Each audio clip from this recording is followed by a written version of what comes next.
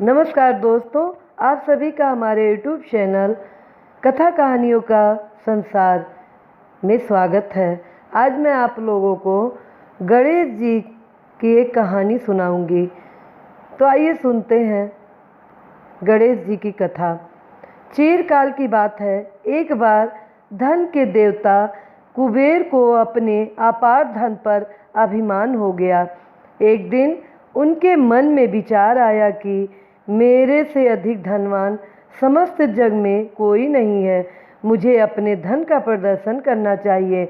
अपनी संपत्ति का दिखावा करने के लिए देवता कुबेर ने सभी देवताओं को भोजन पर आमंत्रित किया। जब वह भगवान शिव और माता पार्वती को भोजन के लिए निमंत्रण देने पहुँचे तो भगवान शिव जी कुबेर की मनसा को समझ गए थे कि वे सिर्फ अपनी धन संपत्ति का दिखावा करने के लिए उन्हें अपने महल में आमंत्रित कर रहे हैं। भगवान शिव जी ने कुबेर का अभिमान तोड़ने के लिए गणेश जी को उनके साथ भेजने का निर्णय लिया। भगवान शिव जी बोले, मैं कुछ महत्वपूर्ण कार्यों में व्यस्त हूँ, आप मेरे पुत्र गणेश को अपने साथ ले जाएं। भगवान शिव जी की आज्ञा मानते हुए कुबेर गणेश जी के साथ अपने महल वापस आ गए।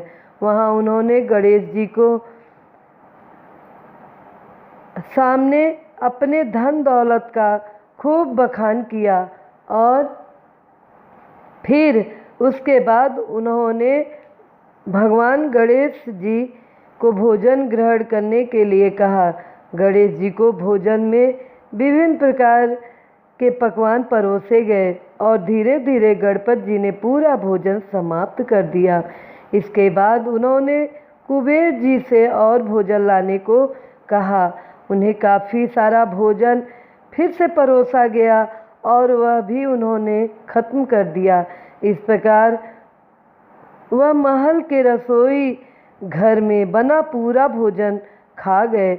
इसके बावजूद उनकी भूख शांत नहीं हुई और उन्होंने कुबेर जी से और भोजन की मांग की।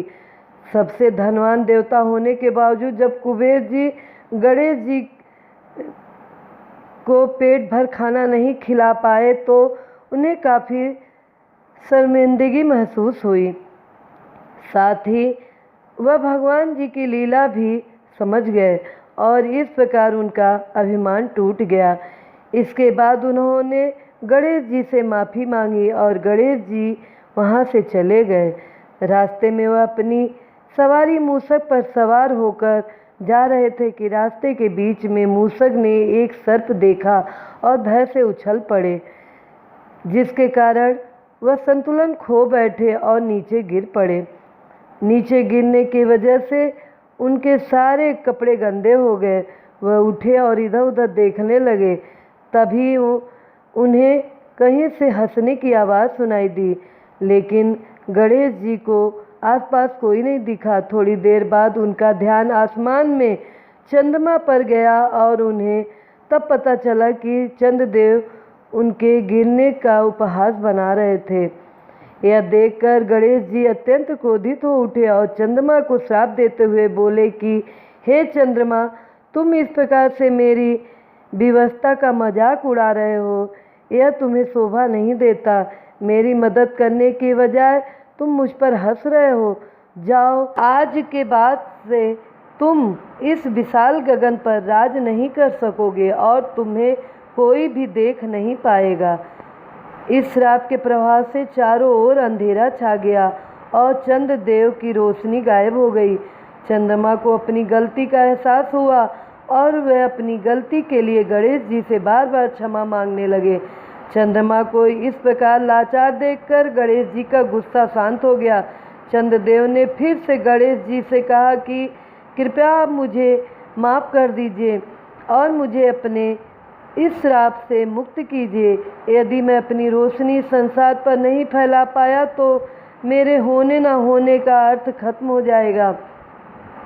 यह सुनकर गणेश जी ने कहा कि मैं अब चाहकर भी अपना श्राप वापस नहीं ले सकता, परंतु इस श्राप के प्रभाव को कम जरूर कर सकता हूँ। प्रत्येक माह में केवल चंद्रमा अमावस्या के दिन आपको कोई देख नहीं पाएगा।